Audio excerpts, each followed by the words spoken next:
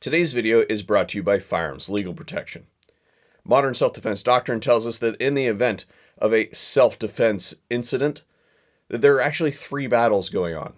There's the physical altercation, there's the emotional battle having done combat with another human being, and then there's the legal proceedings. Those legal proceedings can be either criminal or civil in their pursuit. And Firearms Legal Protection is an outfit that works to supply self-defense liability insurance, God forbid that you have to defend yourself or someone you love with a firearm. FLP offers viewers of this channel a state-specific discount, and you can find that information in the description box down below, as well as over at our affiliates page. Special thanks to them for making today's video possible. Perhaps you've been living under a rock for the last 24 hours, and you missed that our fiat in chief rambled through some words in front of a podium the other day, and I'll direct your attention to this right here. This is a fancy way to say I did something illegal that I do not have the power to do. So what I'm going to do is quickly run through this clown's script and tell you what it means for you and your rights. First bullet point, increase the number of background checks by ensuring that all background checks required by law are conducted before firearms purchases, moving the U.S. as close to universal background checks as possible without additional legislation. To begin, a quick message to any anti-gunners or gun controllers that might be listening here today. Y'all lean very hard into the universal background checks thing, touting the common sense nature of such provisions.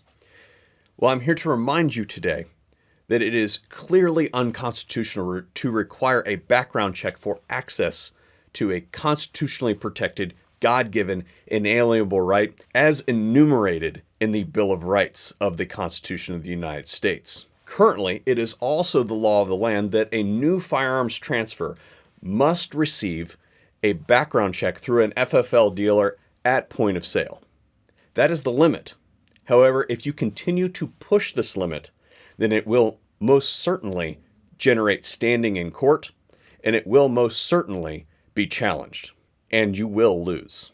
So what do these words mean that the cognitively impaired geriatric... Actually, now that we're there, can we talk about age limits for a second? We currently have a minimum age requirement for President of the United States at the age of 35, and that's presumably for general temperament, cognitive ability, and life experiences of individuals under the age of 35, which I generally agree with. As a 36-year-old, I would not put 25-year-old Curtis in charge of the most powerful military on the face of the planet. Probably just not a good idea. When does that sunset?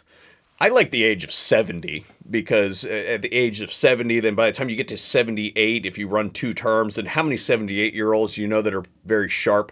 I think we're seeing the dividends of not having something like that in place. As a federal firearms licensee, anytime a transfer occurs off of my books, so there's an item on my books that's being moved off the books, a firearms transaction record must be generated, tagged to that transfer. In most cases, a NICS background check must be associated with this transfer. There are, however, a few exceptions if we look inside. Number 29, no NICS check is required because the background check has been completed during the NFA approval process. And what that means is if you buy an NFA item like a silencer, short barrel rifle, etc., that they've already conducted your unconstitutional, intrusive background check. Therefore, as the federal firearms licensee, I have your paperwork with a letter from the federal government that says go ahead and give the dude the thing.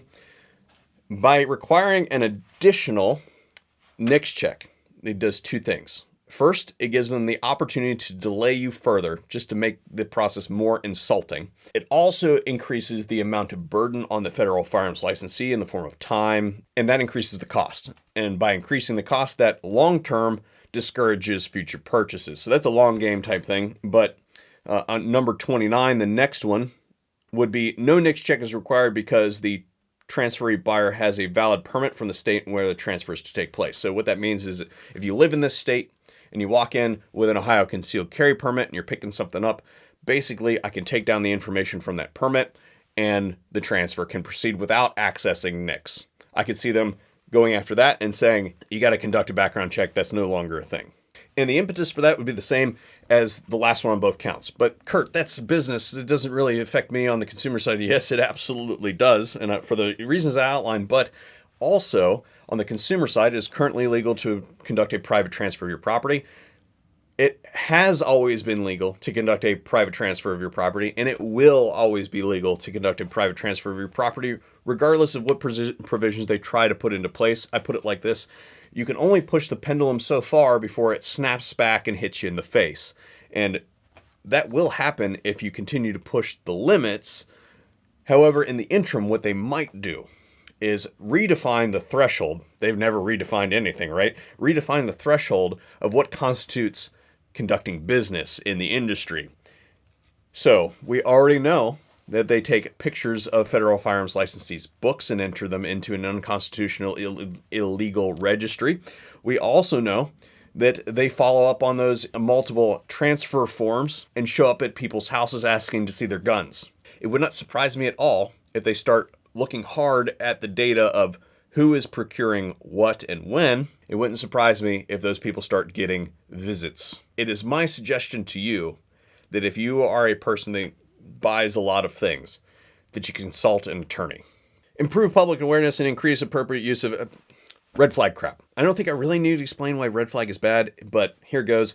It's not a formal charge. It's an allegation. He was mean to me, so take his guns away from him. You need to look no further than the situation. Oh gosh, I can't remember her name off the top of my head. I feel really bad about this, but there's a pretty prolific female YouTuber who is currently dealing with a stalker. Dude literally drove like 15 hours to do the "you must marry me" bull rat style thing. I will now teach America how to have a wedding Kazaki style. Agreement not necessary.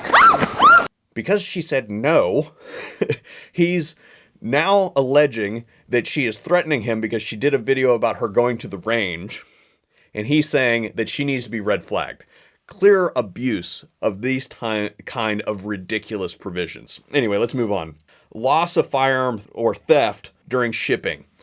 This is a government created problem. For anybody who doesn't know this, as a federal firearms licensee, you have to have markings on that box. And what that does is it just says, hey, there's a firearm in this box. So anybody who's unscrupulous that wants to score a firearm for sale on the black market can just be like, oh, that's a gun, and go gank it. It's very simple. They could just simply take the markings off of the labels. That's not what they're going to do. They're going to make it harder for and provide more provisions to draconianly impress their will on people like federal firearms licensees, which is going to, again, downstream impact the costs for you, the consumer. Holding the gun industry accountable. Gag me with a spoon. If I do something wrong as a federal firearms licensee, it's public record.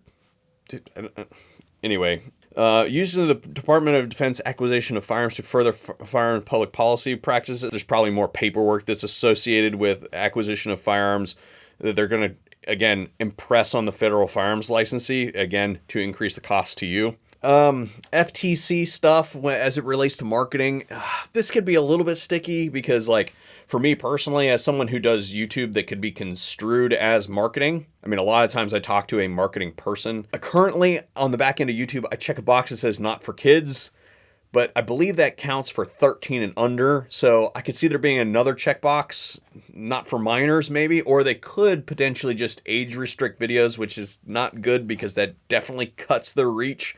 So what I would say is, as far as that concerned, it might negatively impact content creators like me. So I very much appreciate those of you who support the channel on our crowdfunding sites, especially those of you who are subscribers over at Utreon. There's a whole bunch of other political drivel in here that I'm just going to skip, but I wanted to end on this one. Advance congressional efforts to prevent proliferation of firearms undetectable by metal detectors. So I think what's going on here, if we look at this polymer striker-fired handgun, this is detectable by a metal detector. The slide is made out of steel.